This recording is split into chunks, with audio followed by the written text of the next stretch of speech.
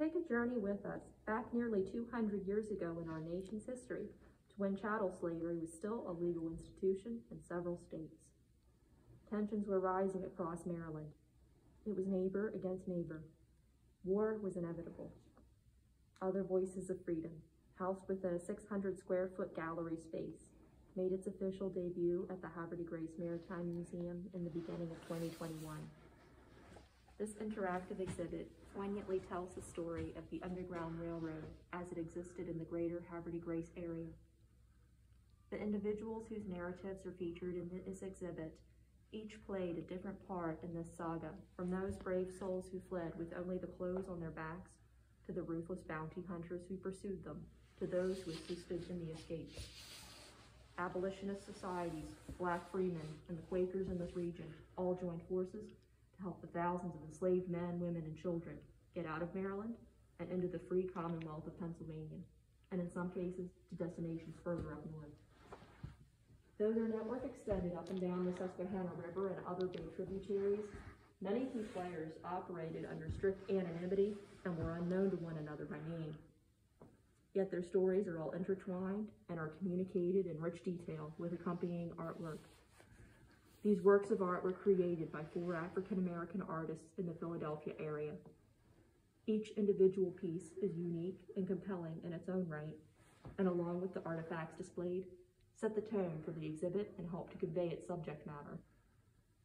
You will be amazed by the heroism demonstrated by the likes of Daniel Hughes, William Still, and William Whipper, just a few of the Black freemen who risked life and limb to facilitate the escapes of countless people, and who would often thwart the efforts of the slave catchers who were hot on their trails.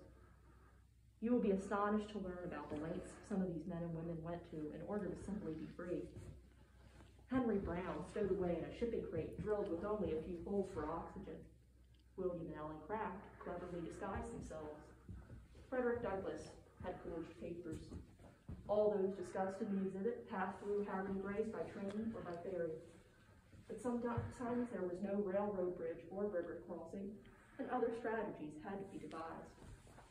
Local Quakers and freemen would row the escaping slaves upriver in the dead of night. One crew that was comprised of enslaved men was thinking on their feet, took the chance when it presented itself to sail up the bay, onward to freedom. They had help along the way from station masters who operated stops along the railroad, as well as those who supported the cause of freedom and did their part, however small. For example, the blacksmith who recognized Frederick Douglass, yet said nothing. The laws and court decisions that provided the backdrop and legal framework to so many of these narratives are explained in depth.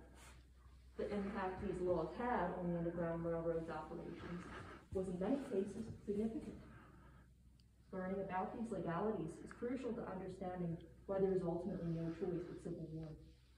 In Havre de Grace, those who were all vocal in their abolitionist sympathies were usually subject to a culture of hostility, as the local economy, predominantly agricultural at this time, was heavily reliant on slave labor.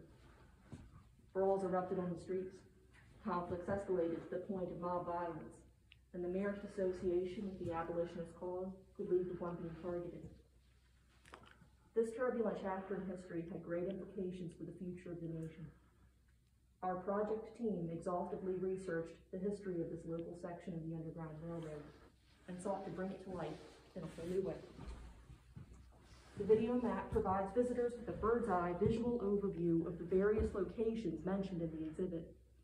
Escape routes, towns and cities, prominent landmarks, and waterways are all identified on the map. The focus is primarily on Havre de Grace and broadly northern Maryland, with tie-ins just further north in Philadelphia and south central Pennsylvania. In other Voices of Freedom, we intend to highlight the sobering realities of this time in our history, while recognizing the courage it took for people in this area to turn the tide in favor of freedom despite incredible odds.